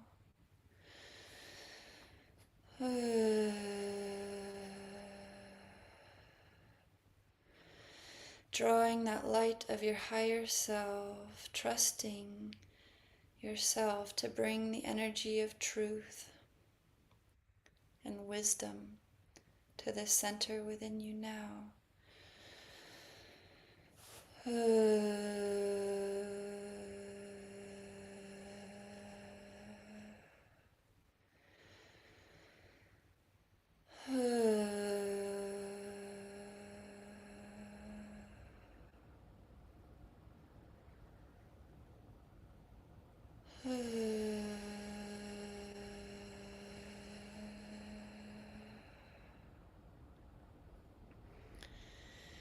And I invite you to attune to the fullness and wholeness of your being. And notice if you can perceive a subtle shift. Trust your experience, trust the wisdom within you. Oftentimes these layers of emotions, they can surface in layers at a time. So know that a layer was transmuted tonight to the best of your ability, and this practice is here for you whenever you want to deepen in to inner communion and transformational alchemy for yourself, to connect to the places that may still be holding on to emotions and energies from the past, and allow yourself to invoke your higher self to facilitate transformation through love to these areas, gradually and in ever increasing measure.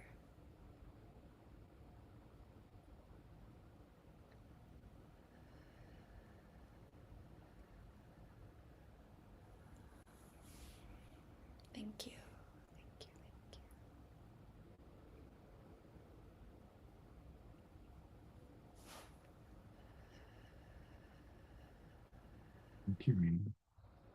I want to let people know a little bit how you can get in touch with Hannah and learn more about her offerings. Her website is also her name, Hannah, Hannah, Burke, Bourke. Hannah Burke, but it's spelled Bourke. And that's where you can learn about her wonderful offerings.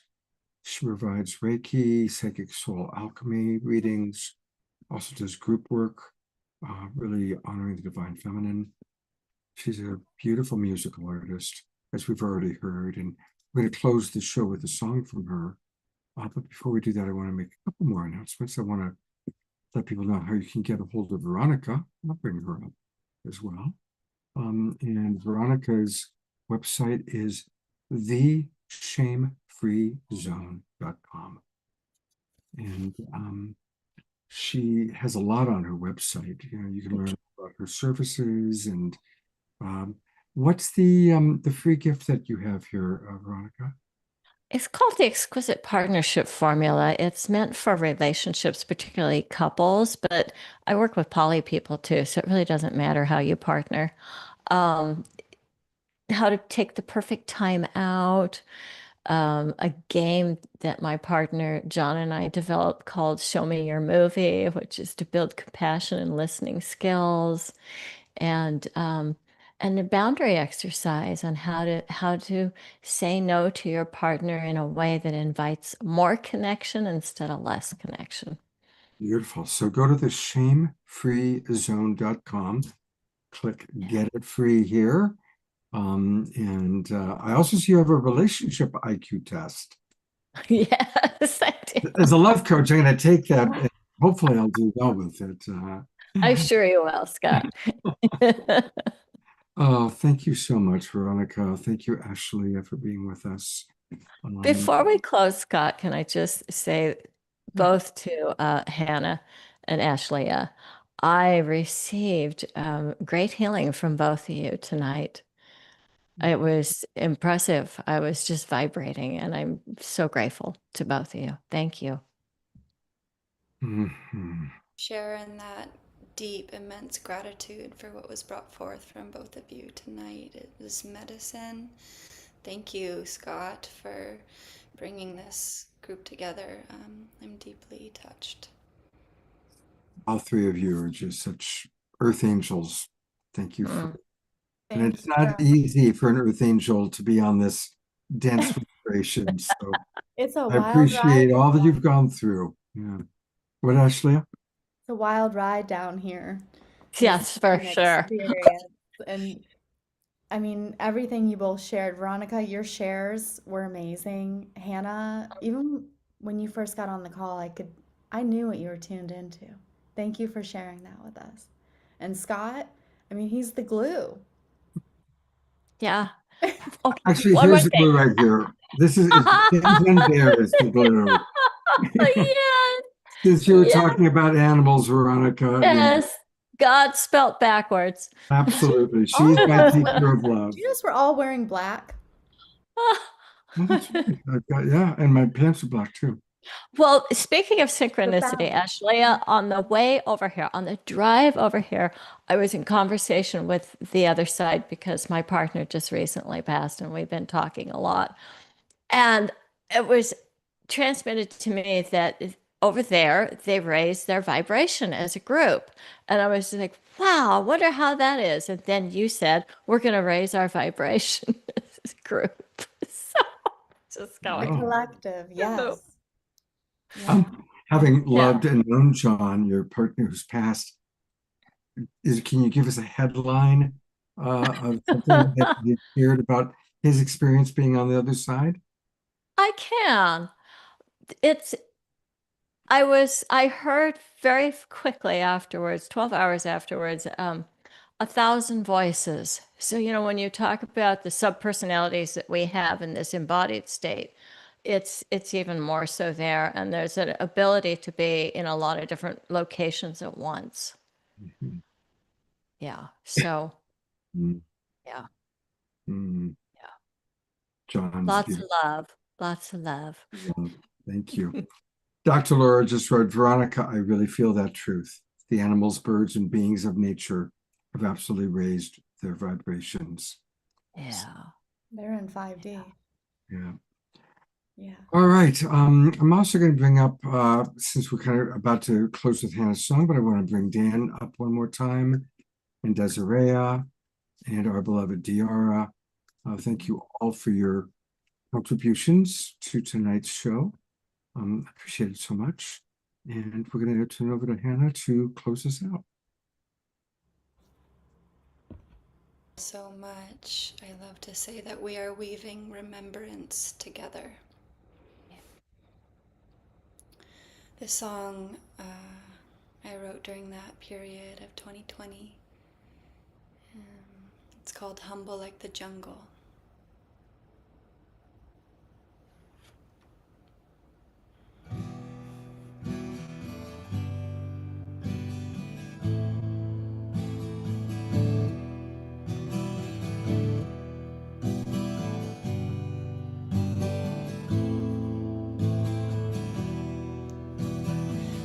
Holy Ghost, I'll make you proud. Yeah, you know I heard you crying out loud. I was born in the belly of the beast, in the middle of the night, in the temple of defeat. Yeah, I am here 'cause you called my name. I know the demon tried to snuff your flame. I'm cold desire, let the fire burn in me, for the elemental nature of my soul is flying free. Yeah, fuck this hell and all the damage done. Mother knows that the war's been won. Now's the time for the healers on the run to steady up the beat and the rhythm of the drum. Meditate, let it all arise. Celebrate every tear in your eyes. You're brave for just being alive, with the monumental weight of forgetting you're divine. I am humble like the jungle. I am bleeding, can you feel me? I am humble like the jungle. I am healing, can you feel me? Ooh, oh, oh.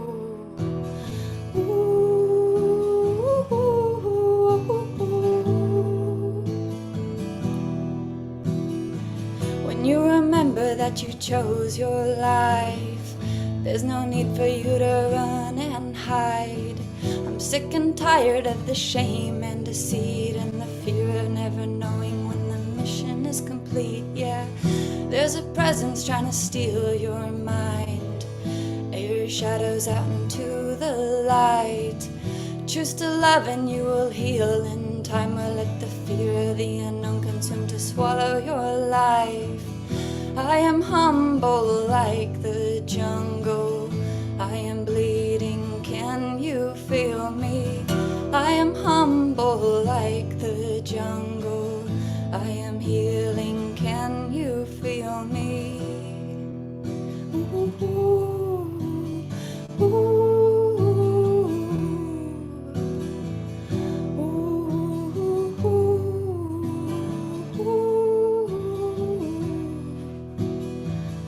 I am a never-ending song of the morning star.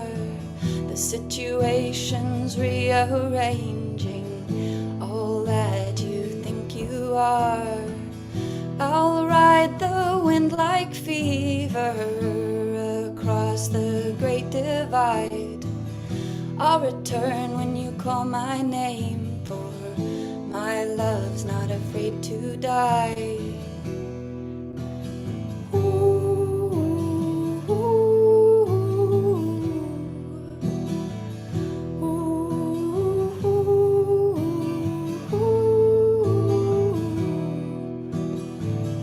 I am humble like the jungle.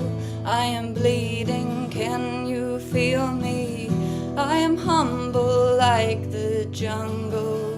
I am healing, can you feel me? I am humble like the jungle. I am healing, can you feel me? I am humble like the jungle. I am healing, can you feel me? Oh, ooh, ooh, ooh, ooh, ooh. Holy Ghost, I'll make you proud. Yeah, you know I heard you crying out loud. I was born in the belly of the beast, in the middle of the night, in the temple of defeat. Yeah, I am here 'cause you called my name. I know the demon tried to snuff your flame. I'm cold desire, let the fire burn in me, for the elemental nature of my soul is flying free. Bless this hell and all the damage done. Mother knows that the war's been won. Now's the time for the healers on the run to steady up the beat and the rhythm of the drum. Meditate, let it all arise. Celebrate every tear in your eyes. You're brave for just being alive, with the monumental weight of forgetting you're divine. Yeah, I am humble like the jungle.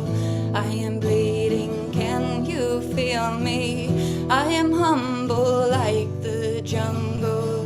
I am healing, can you feel me? I am humble like the jungle. I am bleeding, can you feel me? I am humble like the jungle. I am healing, can you feel me? Ooh, ooh, ooh, ooh, ooh, ooh, ooh. Hi, hi, hi, hi, hi. Ooh, ooh, ooh, ooh, ooh. Hi, hi, hi, hi, hi.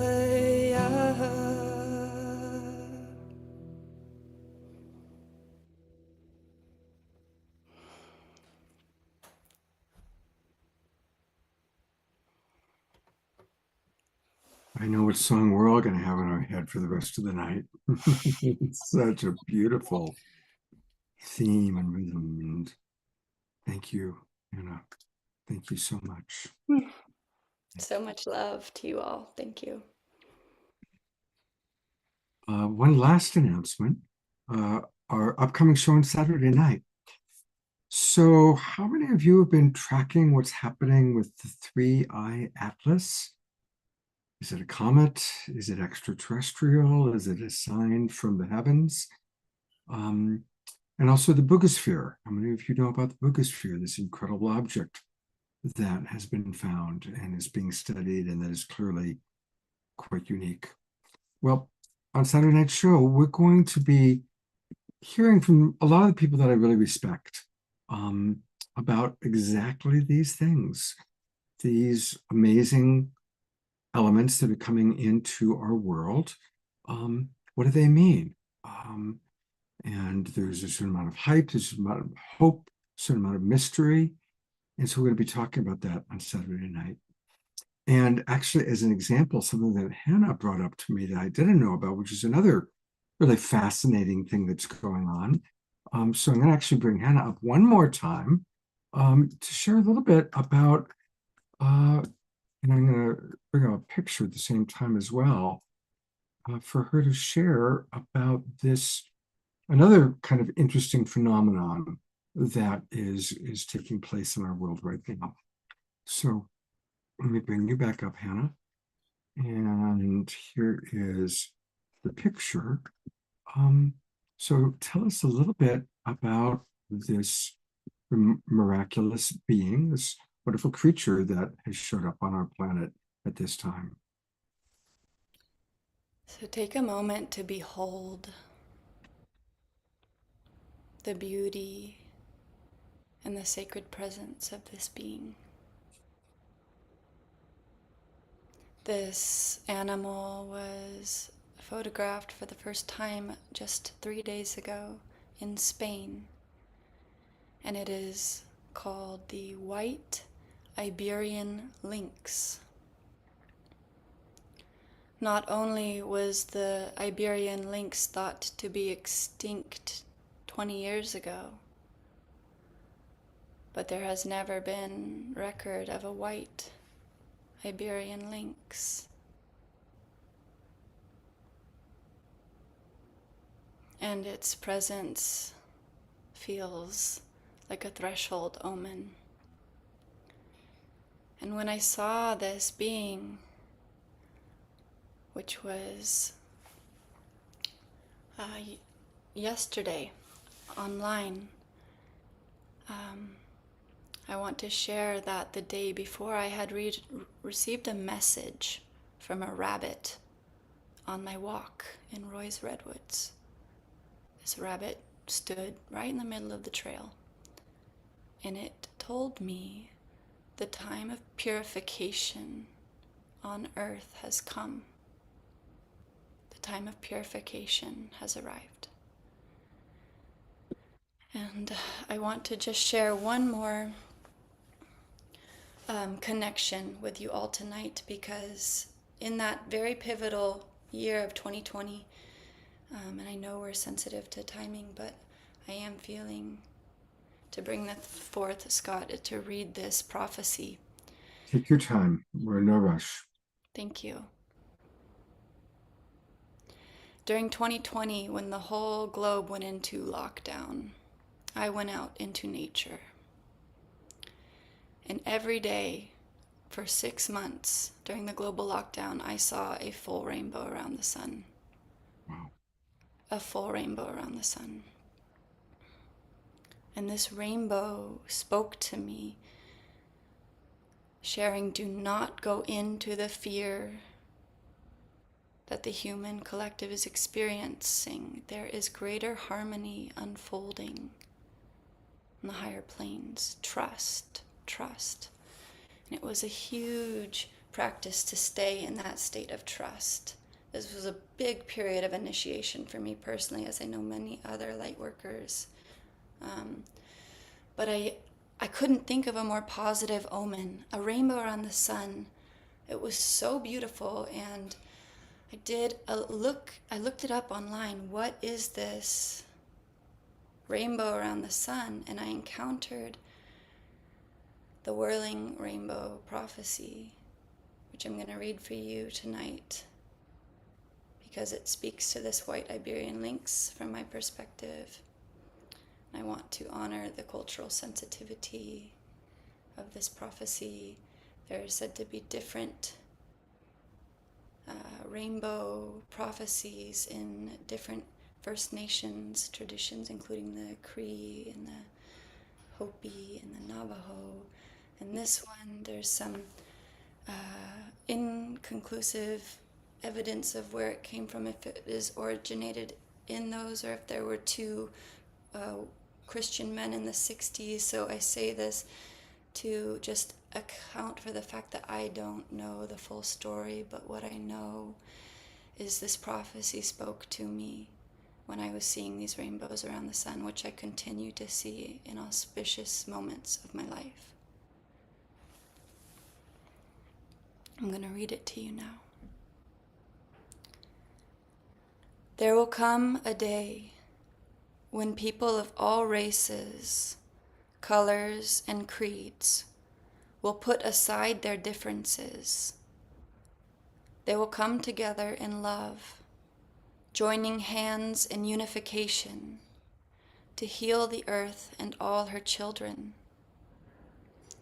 They will move over the earth like a great whirling rainbow, bringing peace, understanding, and healing everywhere they go. Many creatures thought to be extinct or mythical will resurface at this time. The great trees that perished will return almost overnight. All living things will flourish, drawing sustenance from the breast of our mother, the earth. The great spiritual teachers who walked the earth and taught the basics of the truths of the whirling rainbow prophecy will return and walk amongst us once more, sharing their power and understanding with all. We will learn how to see and hear in a sacred manner. Men and women will be equals in the way Creator intended them to be. All children will be safe anywhere they want to go. Elders will be respected and valued for their contributions to life. Their wisdom will be sought out. The whole human race will be called the people, and there will be no more war, sickness, or hunger forever.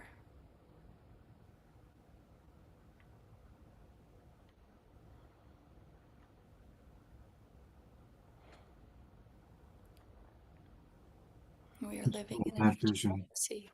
Let's hold that vision. That is the awakening world.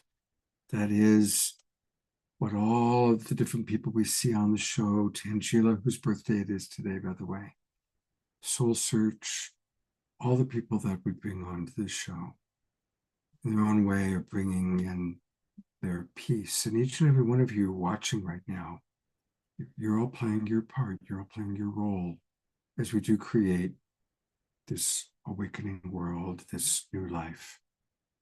Hannah, thank you so much for sharing with us. And I'm going to bring up the picture one more time of this beautiful being. Doesn't it look like it's like a combination of a Pleiadian cat is what I see. Clearly from another, a unique species. And I love that vision. I've always had the fantasy that in my lifetime, there'll be the return of the unicorn. The unicorns will return. So thank you, Hannah, for sharing that. One more time, I'm going to bring up all of our presenters that are still with us. Thank you so much, everybody, for your beautiful contributions tonight. Good night, Global Peace Drivers. I hope to see you Friday for the program that we do with Dan Drayson. And again on Saturday night here in the Zoom room. Take care, everybody. Have a great couple of days.